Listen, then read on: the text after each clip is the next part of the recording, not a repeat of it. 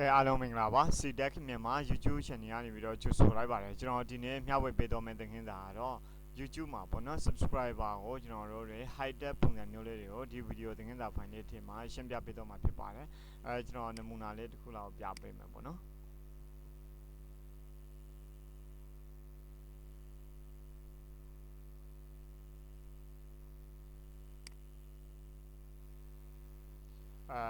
ဒီ channel မှာဆိုရင်ပေါ့နော်ဒီ channel မှာဆိုရင်ဒီ MITDC official ဆိုတဲ့ channel မှာဆိုရင် subscriber မပေါ်ဘူးပေါ့နော်ဒီဘက်ကဒီ CTech မြန်မာ channel မှာဆိုရင်တော့ subscriber ပေါ်တယ်ပေါ့နော်နောက်ထပ်တစ်ခုပြပေးမယ်ဒီ channel တွေမှာဆိုရင်လည်းသူကဒီလိုမျိုးပေါ်ပေးတယ်ပေါ့နော်subscriber ပေါ်ပေးတယ်ဒီ channel မှာဆိုရင်တော့သူကပြောင်းနေတယ်ပေါ့နော်ဒီမှာဆိုရင်မပေါ်ဘူးပေါ့ကဲဒါဆိုရင်တော့အခုကျွန်တော်တို့ကနေပြီးတော့အဲ့ဒီမျိုးအခုဒီမှာကျွန်တော်တို့ပေါ်နေတဲ့ subscriber ကိုဖျောက်ထားမယ်ပေါ့နော်ဘယ်လိုဖျောက်မလဲဆိုတာကျွန်တော်ရဲ့တူမလေးလာခင်မှာကျွန်တော်တို့ရဲ့ YouTube channel ကို subscribe မလုပ်ရသေးဘူးဆိုရင် subscribe လေးလုပ်ထားပေးဖို့တောင်းဆိုပါတယ်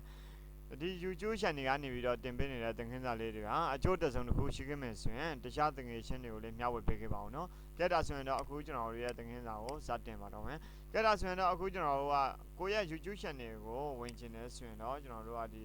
your channel ဆိုတာရှိပါတယ်ဒါကြတော့ကျွန်တော်တို့ရဲ့ channel ဖြစ်ပါတယ်နော် home ရှိမယ် video ရှိမယ် playlist ရှိမယ်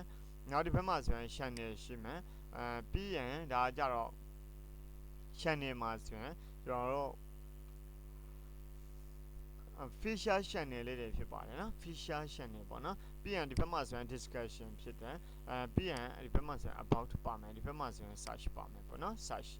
ရှာဖွေတဲ့ဟာလေးပေါ့နော်ဒါဆိုရင် tab ကဒီအထက်မှာဆိုရင်သူက9ခုပါတယ်1 2 3 4 5 6 7ပေါ့နော် tab 9ခုပါတယ်ကဲဒါဆိုရင်တော့အခုကျွန်တော်တို့ဒီဘက်မှာ customize channel ဆိုတဲ့ခလုတ်လေးတစ်ခုရှိတယ်အဲ့ဒီ customize channel ဆိုတဲ့ခလုတ်ကိုနှိပ်လိုက်ပါအခုဆိုရင်တော့ကျွန်တော်တို့ subscriber ဒီမှာမြင်နေရပါတယ်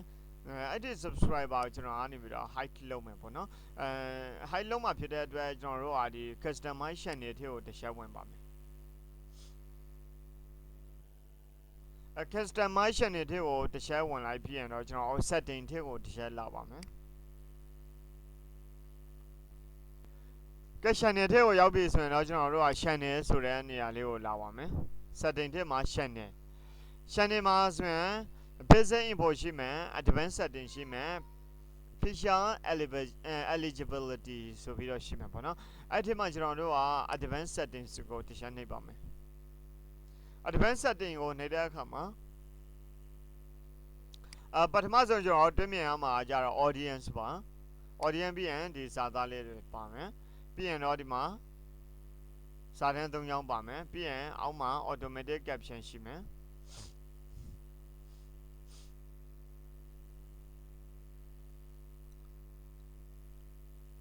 ဒီမှာမြင်တွေ့နေရတာကြတော့ subscriber count ပေါ့နော် subscriber count ဖြစ်ပါတယ်အဲ့ subscriber count ကိုအမှန်ရှင်းပေးထားတယ်ဆိုရင်ကျွန်တော်တို့အမှန်ရှင်းဖြောလိုက်ပါပြီးရင်ကျွန်တော်တို့ရဲ့လောက်ရက်တွေကိုအကုန်လုံးကြိုက်နှစ်သက်တယ်ဆိုရင်တော့ save သိမ်းလိုက်ပါသိမ်းပြီးရင်ကျွန်တော်တို့ကမလိုတော့ဘူးဆိုရင်ဒီမှာစာသားလေးပေါ့နော် setting save ဆိုတဲ့စာသားလေးပေါ်လာမယ်ပြီးရင်တော့ကျွန်တော်တို့ကနေပြီးတော့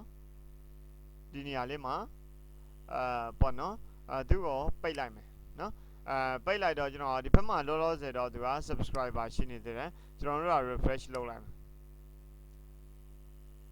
ကဲဒါဆိုရင်တော့ subscriber ပျောက်သွားပြီဖြစ်ပါတယ်ကဲဒီဗီဒီယိုသင်ခန်းစာကတော့ကျွန်တော်တို့ရဲ့ YouTube channel မှာ subscriber တွေကိုသူများကိုမပြချင်ဘူးဆိုရင်တော့ကျွန်တော်တို့ဒီနီလန်နဲ့လုပ်လို့ရပါတယ်အဲ့လိုဆိုရင်ဒီသင်ခန်းစာကြတော့ကျွန်တော်ကအဓိကကတော့ကိုယ့်ရဲ့ YouTube channel မှာ subscriber တွေကိုဖျောက်ထားချင်တယ်ဆိုရင် subscriber တွေကိုသူများတွေကသူ့မှာ subscriber ဘယ်လောက်ရှိတယ်ဆိုတာကိုမသိစေချင်ဘူးဆိုရင်ဒီနီလန်ကိုသုံးလို့ရပါတယ်အားလုံးပဲကျေးဇူးတင်ပါတယ်နောက်ထပ်ဗီဒီယိုသင်ခန်းစာဖိုင်မှာပြန်လည်ဆုံတွေ့ရပါမယ်ခင်ဗျာကျွန်တော်တို့ရဲ့ YouTube channel ကို subscribe မလုပ်ရသေးဘူးဆိုရင် subscribe လေးလုပ်ပေးဖို့နောက်ထပ်တစ်ခေါက်တောင်းဆိုပါတယ်အားလုံးပဲကျေးဇူးတင်ပါတယ်